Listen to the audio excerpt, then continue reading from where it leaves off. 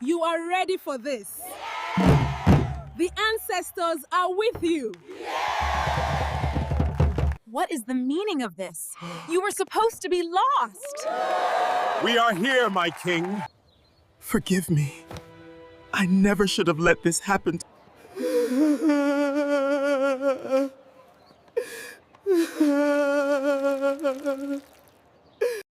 In the ancient village of Umwagu, where the earth was red and the air carried the scent of palm wine and firewood, lived a young man named Obinna. Long before the crown ever touched his head, before the royal drums called his name, he was simply known as a good son. Obinna was not the strongest man in the village, nor the most feared, but he was respected. He listened more than he spoke, and above all, he honored his mother, Neka, a woman whose wisdom was as deep as the river that bordered their land. Neka had raised Obinna alone after the death of his father. Through hardship and struggle, she shaped him into a man who understood duty, tradition, and respect for elders. In her eyes, Obinna was not just her son.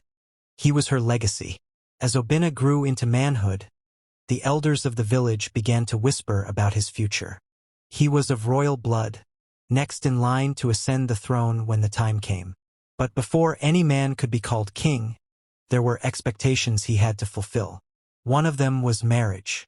It was not just about love, it was about legacy, stability, and honor. A man without a wife was seen as incomplete, and a future king without a household was considered unprepared. But Obinna did not rush. He believed that when the time was right, his path would be clear.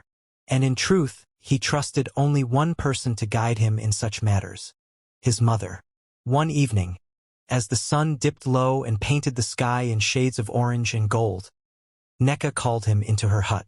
The firewood crackled softly, casting shadows on the mud walls. "My son," she began, her voice calm but firm, "the time has come for you to take a wife." Obinna sat quietly, listening. "I have watched the women of this village," she continued. "Not just their beauty, but their character, their patience, their spirit. A wife is not chosen with the eyes alone." He nodded slowly. "I trust your judgment, Mama."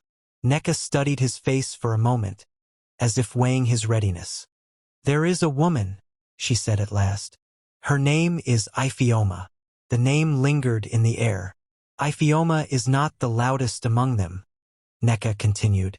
"She does not seek attention, nor does she chase after men. But she is respectful. She is hardworking. And she has a heart that will not bring shame to this family." Obinna did not interrupt. "She will stand by you," Neka added softly.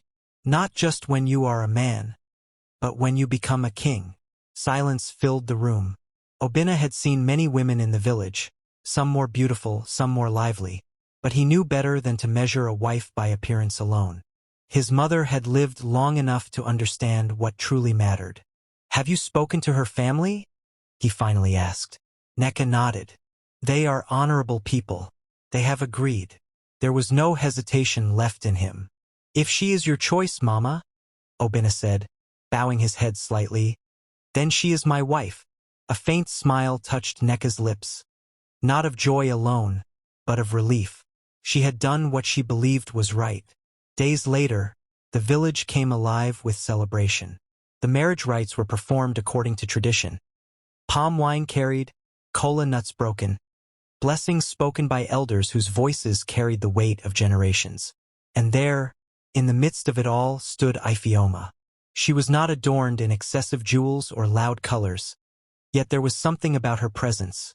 Quiet, steady, unshaken. Her eyes were lowered in humility, her movements graceful and respectful. When she was finally brought before Obinna, she greeted him properly, her voice soft but clear. "My husband," she said. It was simple yet filled with meaning. From that moment, she became part of his life. Not just as a wife, but as a partner in a journey neither of them fully understood yet. That night, as the celebrations faded and the village returned to its quiet rhythm, Neka sat alone outside her hut, looking up at the moon. The early days of Obinna and Iphioma's marriage were like the calm of a river at dawn, gentle, steady, and full of promise. In their compound, life moved with quiet rhythm. The rising sun would meet Iphioma already awake, sweeping the red earth clean, her wrapper tied firmly around her waist. The soft sound of her broom against the ground became the first music of their home each morning. She worked with purpose, not out of obligation, but from a deep understanding of what it meant to be a wife in her land. By the time Obinna stepped out of his hut, water would be ready for him, his food prepared, and his surroundings in order. She greeted him with respect, always lowering her gaze slightly. "My husband, good morning." And Obinna, at that time, responded not with coldness, but with quiet satisfaction. There was peace. Iphioma did not argue. She did not complain. She did not challenge his authority or bring unnecessary noise into the household.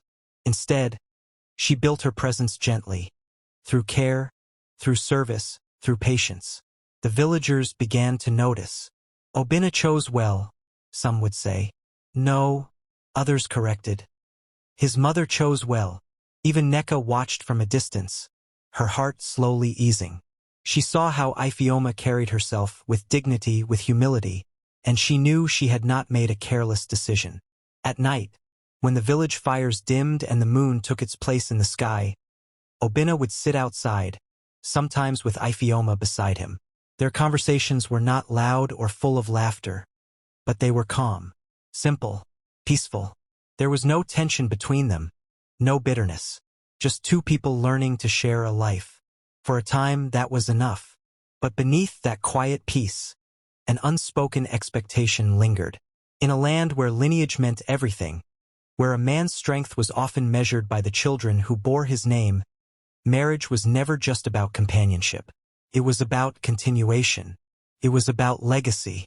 And though no one spoke of it directly in those early days, the question hovered quietly in the air. When would a child come? At first, it did not matter. The first year passed, and no one raised concern. The elders believed in patience. The women encouraged Iphioma with gentle smiles. "It will happen," they said. "Just give it time." Iphioma herself believed it. Each month she hoped. Each new moon carried a silent prayer. She visited the stream, washed herself with care, and whispered her desires to the wind. She did everything a good wife should do, and Obinna waited. At first, he did not pressure her. He still looked at her with acceptance, still shared his meals with her, still allowed peace to remain in their home. But even within him, a small seed had been planted, a question he did not yet voice. As the second year approached, the quiet began to change. Not loudly, not suddenly, but slowly, like clouds gathering before a storm. The laughter in neighboring compounds, where children played freely, began to echo differently in Iphioma's ears. The greetings from other women started to carry hidden meanings. And though Obinna said nothing, there were moments, brief, almost unnoticeable, when his eyes lingered too long on other men with their sons. Moments when silence replaced conversation. Moments when expectation began to grow heavier than peace. Still, Iphioma held on. She believed in her marriage. She believed in her husband. She believed that one day, the joy they both quietly longed for would come. But what neither of them knew was that the peace they were enjoying was only temporary, and the silence they ignored was slowly becoming something much deeper. By the third year of their marriage, the silence in Obinna's compound was no longer peaceful. It had become loud, heavy, and impossible to ignore. There was no child's laughter, no tiny footsteps running across the red earth, no soft cry in the night to wake a mother from sleep. Only silence. At first, it had been easy to ignore. The first year was always given grace. Even the second passed with encouragement from elders and comforting words from women who had once faced the same delay. But now things had changed. The whispers began. Not openly, not boldly, but in corners, behind hands, in low voices that carried farther than they were meant to. "She has not conceived? 3 years now. That is not a good sign." Each word, though not always spoken directly to Iphioma, found its way to her ears. And when it did, it settled deep in her chest like a stone. She carried on with her duties as she always had. She woke early, cleaned, cooked, fetched water, and served her husband with the same respect and devotion. But inside her, something was breaking. Every month came with hope, and every month ended in quiet disappointment. She began to count the days, to watch her body closely, searching for any sign that her prayers had been answered. She visited the stream more often, spending longer moments there, speaking softly to herself, to the gods, to anything that would listen. Please, let me be a mother. But the heavens remained silent. Even Neka, who had once been calm and reassuring, grew quieter. Though she never insulted Iphioma, her eyes began to carry concern. Deep, thoughtful concern that she tried to hide. One evening, as Iphioma returned from the stream, she overheard a group of women speaking. "A wife without a child," one said, shaking her head. "What is her place in the home?" Another replied, "If a tree does not bear fruit, it is only a matter of time before it is cut down." Iphioma froze. The words pierced deeper than any insult spoken directly to her face. She did not confront them. She did not cry out. She simply walked away, slowly, quietly, as if carrying something too heavy for her shoulders. That night, she lay beside her husband, awake long after he had fallen asleep. What began as silence slowly grew into something darker. Obinna was no longer the same man who had once sat peacefully beside his wife under the moonlight. The quiet patience he once carried had begun to crack, and in its place, bitterness slowly took root. At first, it showed in small ways. He spoke less. He stayed away from home longer than usual, spending his evenings with other men in the village square, drinking palm wine and laughing a little too loudly as though trying to drown out something inside him. When he returned home, Iphioma would be waiting, just as she always had. Food prepared, water ready, respect intact. "My husband," she would greet softly. But now his responses were cold. Sometimes he nodded. Sometimes he ignored her completely. And sometimes he sighed, as though her very presence irritated him. Iphioma noticed. Of course she did. But she said nothing. Instead, she tried harder. She served him more carefully, making sure everything was just the way he liked it. She avoided anything that could upset him. She moved gently around him, like someone walking on fragile ground, afraid that even the smallest misstep could cause everything to shatter. But no matter how careful she was, it was never enough. One evening, as Obinna sat outside his hut, watching a group of children play in the distance, something inside him snapped. Their laughter filled the air, pure, carefree, alive. And suddenly it felt like mockery. He stood up abruptly and walked inside, his face tight with frustration. Iphioma, sensing his mood, approached him carefully. "My husband, is everything all right?" Her voice was soft, concerned. But instead of calming him, it triggered something else. "All right?" he repeated sharply, turning to face her. "Does this look all right to you?" Iphioma froze. I don't understand." "Of course you don't," he cut in, his voice rising. "How would you understand? You sit here every day as if nothing is missing." The words hit her like a sudden storm. She lowered her gaze, her hands trembling slightly. "My husband, I am trying." "Trying?" he scoffed. "Trying to do what? To shame me?" Her breath caught. "I would never." 3 years, Iphioma," he shouted. 3 years, and nothing. No child. "Noir, what exactly are you doing in this house?" The room fell into a heavy silence. Iphioma felt her chest tighten, her eyes burning with unshed tears. But she held them back, refusing to cry in front of him. "I have prayed," she said quietly. "I have done everything I know how to do." "Then it is not enough." Obinna snapped. The words echoed between them. For a moment, neither of them moved. Then slowly, Iphioma stepped back, as though creating distance could somehow protect her from the pain. By the time the 4th year approached, the bitterness in Obinna's heart had fully taken hold. It was no longer hidden in silence or sharp words to Iphioma alone. It began to spill over, searching for somewhere else to land. And soon, it found its way to the one person he had always respected the most. His mother, Neka. For days, Obina had carried the anger within him, feeding it with every whisper he heard in the village, every child he saw running freely into their father's arms, every moment he returned home to a compound that felt empty despite having a wife. Until one evening he could no longer contain it. Neka sat outside her hut, calmly peeling vegetables as the sun dipped low, her movement steady, her face peaceful as always. But peace was not what Obina brought with him. He stormed into the compound, his steps heavy, his face hardened with frustration. "Mother," he called, his voice sharp.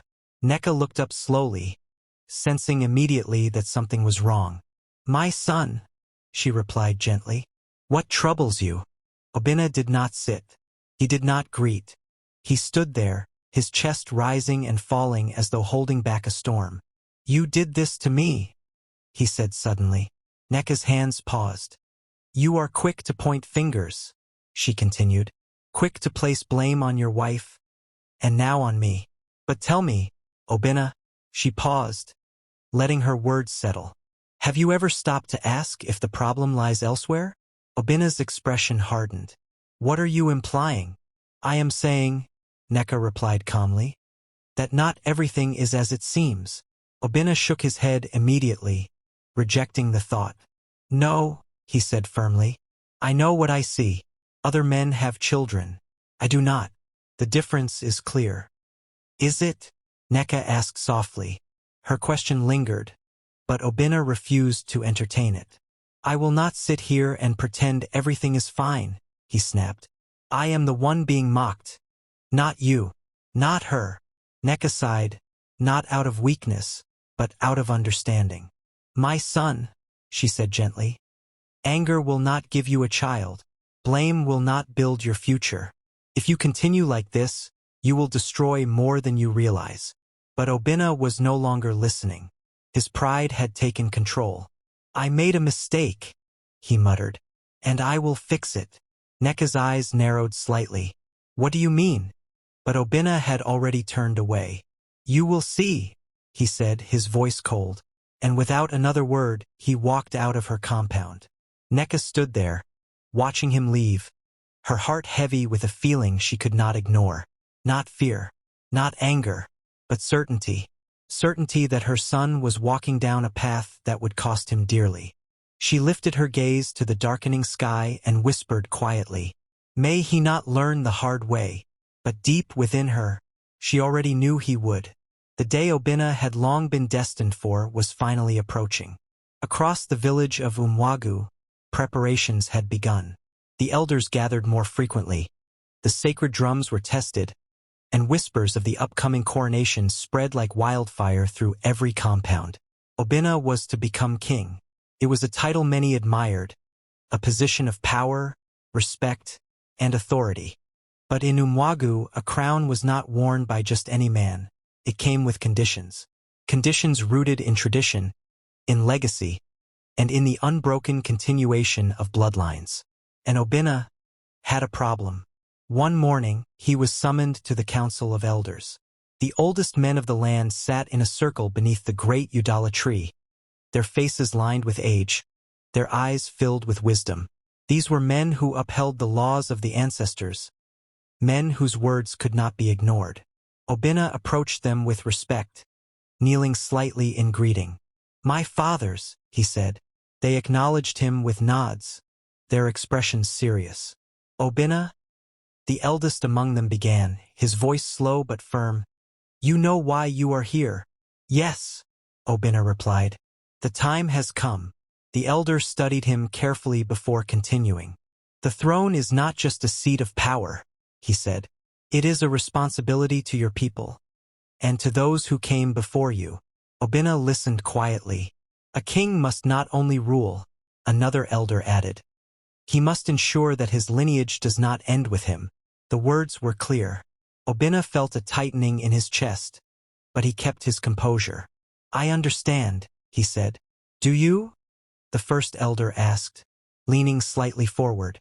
"Because what we see concerns us." A brief silence followed. You have no child, the elder continued plainly. The words struck harder when spoken aloud.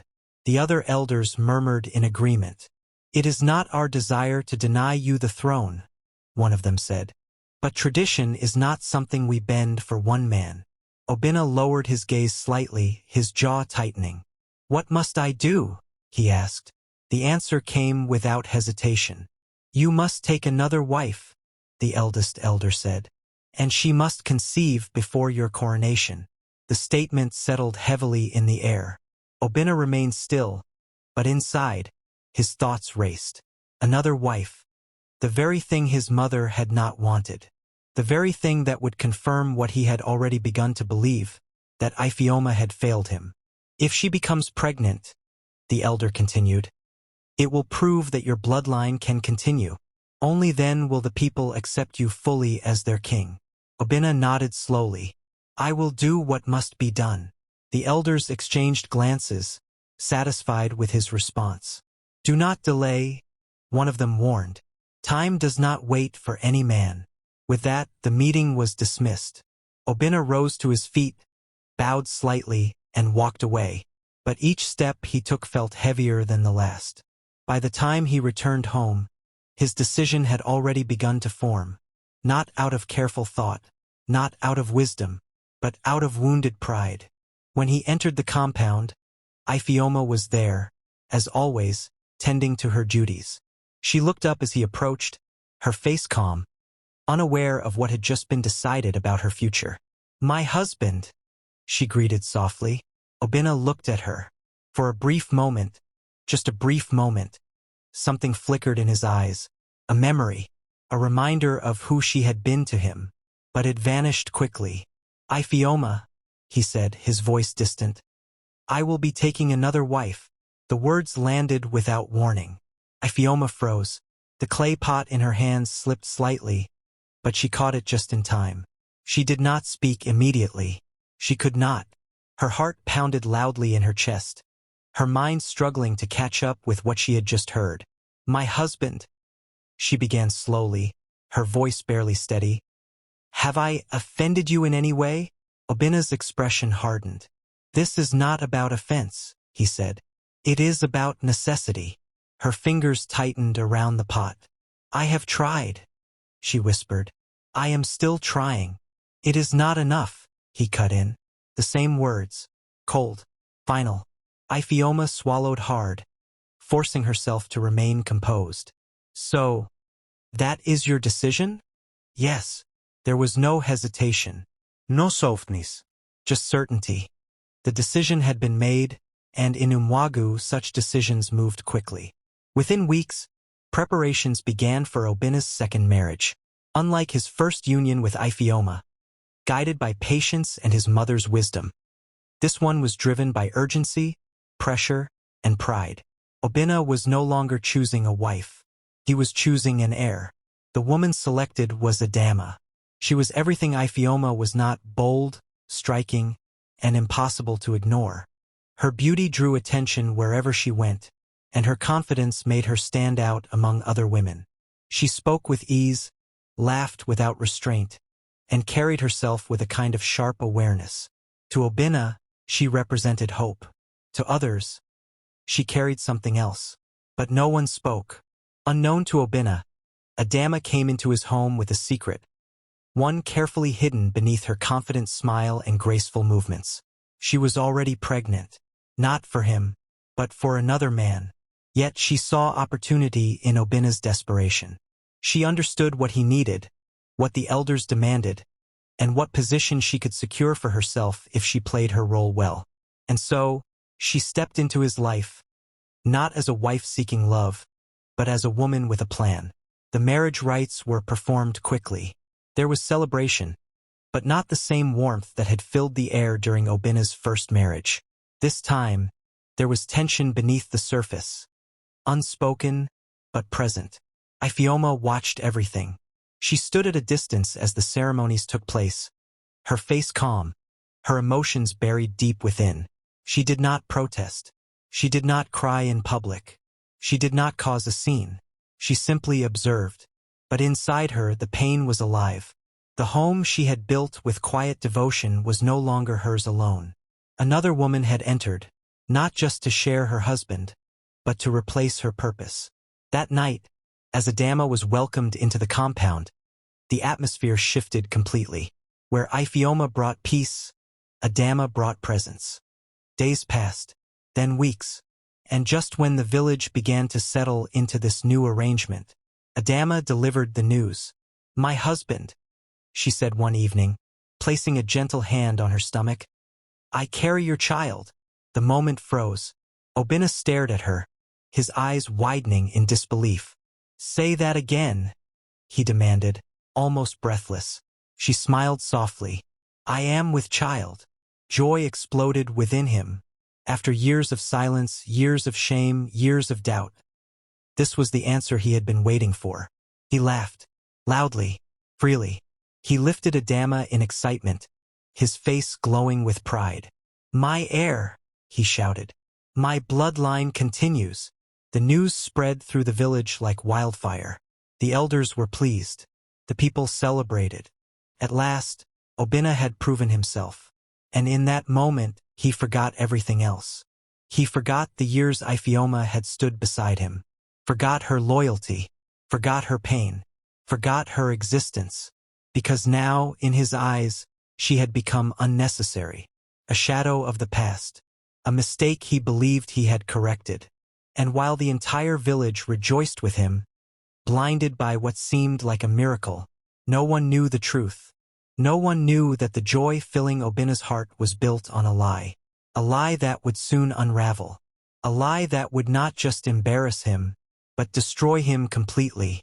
Obinna's coronation day approached with pomp and grandeur. The village was alive with excitement. Drummers practiced tirelessly, women prepared elaborate decorations, and elders ensured every ritual was performed flawlessly. The air buzzed with anticipation, and the entire kingdom was eager to see their new king crowned. Obinna, now confident in the continuation of his lineage thanks to Adama, felt a sense of pride he had never known before. His ego, once bruised by years of perceived failure, now soared. For the first time, he believed himself complete. And that was when the thought struck him. A cruel, calculated thought that would reveal the depth of his arrogance. He remembered Iphioma, his first wife, the woman who had faithfully served him through the years of silence, disappointment, and judgment. A pang of resentment stirred within him.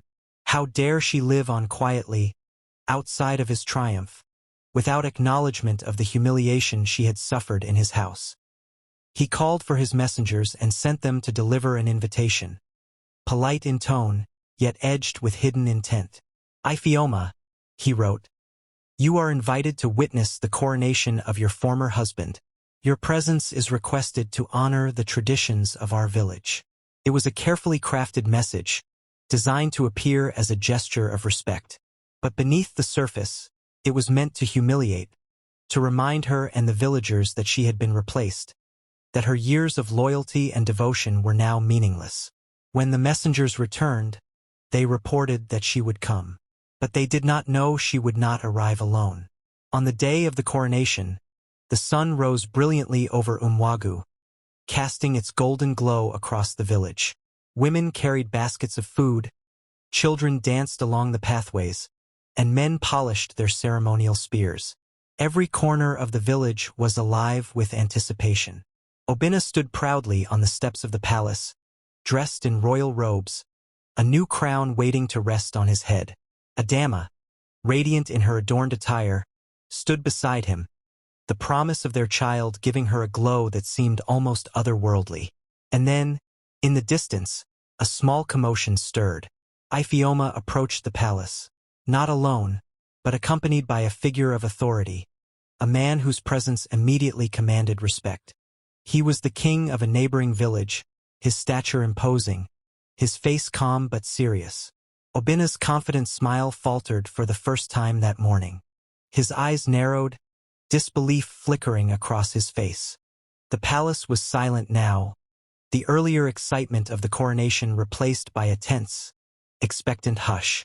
Obinna stood stiffly on the steps, trying to mask his growing unease, as Iphioma approached with her quadruplets and the neighboring king at her side. The villagers whispered nervously, sensing that something monumental was about to unfold. The chief priest, a man of great authority and reverence in Umwagu, stepped forward. His face was grave, his voice steady yet commanding, echoing across the compound. "Obinna," he began, "you have summoned this day to celebrate your rise as king, yet the truth cannot be hidden beneath robes and crowns. The gods see all, and the ancestors speak through those who serve them." Obinna shifted uncomfortably, his ego sensing the threat, but he could not interrupt. The priest continued, his eyes fixed on him. "It is said that a man's strength is measured not only by his power but by the legacy of his bloodline. You blamed your first wife, Iphioma, for barrenness, yet she alone could bear life where you could not. She endured the years of your cruelty and rejection with honor. Meanwhile, the child your new wife claims is not yours. The gods have revealed this truth. You cannot father a child." A murmur ran through the villagers. Obinna's mouth went dry. His eyes darted toward Adama, who now looked uncertain, her confident smile replaced by shock. The priest's voice rose, carrying the weight of divine authority. "Adama came into your house carrying another man's child and claimed it as yours. Your pride blinded you, Obinna. Your anger misled you. The blame for your lack of heirs rests not upon the women you married, but upon your own inability to bring forth life." Obinna staggered, disbelief etched across his face. "And no, this cannot be true," he stammered, the words trembling on his lips. Iphioma stepped forward, calm and dignified, her 4 sons running joyfully around her.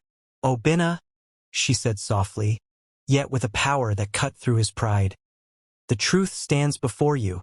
The years you blamed me, the anger you carried, the humiliation you sought to inflict, it has returned to you. And now the reality is clear. You have wronged those who were loyal and honest, while trusting the deceit of one who sought advantage." Obinna's knees weakened, and he gripped the palace railing for support. The villagers were silent now, every eye on him, the weight of the priest's words pressing down. His carefully constructed ego, built over years of pride and expectation, crumbled at last. Adama's face flushed with shame and fear as she realized her secret was exposed. She had intended to secure her place, to give Obinna the heir he demanded, but the truth, revealed by the priest, unraveled her plan entirely. The neighboring king gave a solemn nod to the priest and then to Iphioma, acknowledging the power and dignity of her endurance. Obinna's voice finally came, weak and hoarse. I was wrong. I blamed the wrong woman. All these years." The chief priest stepped closer, placing a firm hand on Obinna's shoulder. "Recognize the truth, Obinna. Accept it. Learn from it. Pride without wisdom leads to ruin, and blame without understanding brings only shame." The weight of his own arrogance crashed upon him, a storm of humiliation, regret, and realization. For the first time, Obinna saw clearly. He had been the problem all along, and no crown, no title could shield him from the truth. And the village watched, as the man who once sought to humiliate his ex-wife now faced the ultimate humiliation. Exposed before gods, elders, and people alike, Obinna sank onto the polished floor of his chamber, his body trembling as the full weight of the chief priest's words crushed him. The truth he had denied for so long now pressed against him like a living force, unrelenting and unforgiving. His pride, once towering and unshakable, had been shattered in front of the eyes of the entire village. He thought of Iphioma, her patience, her resilience, her dignity through all the years he had blamed and humiliated her. He had planned to mock her at the coronation, to flaunt his perceived triumph, and instead he had been the one humiliated. Her life had flourished while his arrogance had blinded him, and now her sons, the quadruplets, alive and healthy, stood as living proof of his failures.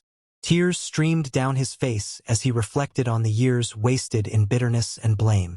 Every harsh word, every cold night of accusation toward his mother, every sneer at Iphioma's supposed barrenness now burned in his memory. He had carried anger like armor, and that armor had only left him exposed, weak, and broken. He saw Adama in his mind, the woman who had deceived him, and for the first time felt the depth of his own foolishness. His joy over the pregnancy he had believed was his own had been nothing but a mirage, a fragile illusion shattered by the priest's revelation. Obinna buried his face in his hands, his chest heaving as the shame of the truth enveloped him. He had not only wronged Ifeoma but had also dishonored himself, his family, and the expectations of the village. The power he had sought so desperately had no meaning now. What mattered was the truth, stark and unyielding. He whispered to himself, voice trembling, "I was wrong. I was the problem. I have been blind, cruel." The words echoed in the chamber, bouncing off the walls and reverberating in his heart. Hours passed in silence, punctuated only by the quiet sobs of a man finally seeing the consequences of his arrogance. He understood now that humility was not a weakness, that truth was not a threat, and that respect, toward women, elders, and life itself, was the measure of a man, not wealth or power. "Obinna," she said, her voice steady, "you have finally seen what you could not see before. The years you blamed me, the anger you carried, the humiliation you sought to inflict, all of it has returned to you. If you wish to make amends, you must live differently, honor the truth, and carry humility in your heart." Obinna fell to his knees, overwhelmed by the weight of her words. Tears streamed freely down his face as he whispered, "Ifeoma, I was wrong. I have been blind. I have hurt you deeply, and I can never undo the pain I caused. Please, forgive me." Ifeoma's gaze softened, but she remained firm. "Forgiveness is not given lightly, Obinna. It is earned through humility, respect, and change. If you truly wish to make amends, then your actions must reflect that, now and always." Obinna bowed his head, humbled beyond measure. For the first time, he understood that his journey toward redemption would be long and arduous. The pride that had once defined him had been stripped away, leaving only a man confronting the full consequences of his actions, seeking a path toward humility and truth. The villagers watched in awe as the man who had once sought to humiliate his ex-wife now humbled himself, facing the judgment of gods, elders, and people alike. Obinna's downfall was complete, yet it was also the beginning of a chance to learn, to grow, and to honor the truth he had so long denied. Thanks for watching. Kindly like, share, and subscribe.